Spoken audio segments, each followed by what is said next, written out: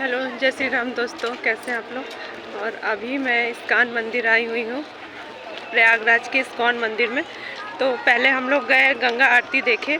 यहाँ पे जो बारादरी है उसके पास जो है प्रधानमंत्री जी ने एक नया घाट बनवाया है, तो वहाँ पे आरती हुई। तो आज पहली बार आरती थी रामनवमी के दिन, तो हम लोग आरती देखे। और अभी यहाँ पे श्री श्री राधा वैभव मंदिर बन रहा है। ये इस्कॉन मंदिर के अंदर ही नई बिल्डिंग बन रही है। तो हम लोग आज यहाँ आए, रामनवमी के दिन राधा कृष्ण के दर्शन किए, श्री राम जी के दर्शन किए। और ये देख सकते हैं आप लोग, पीछे लिखा हुआ आई लव इस्कॉन।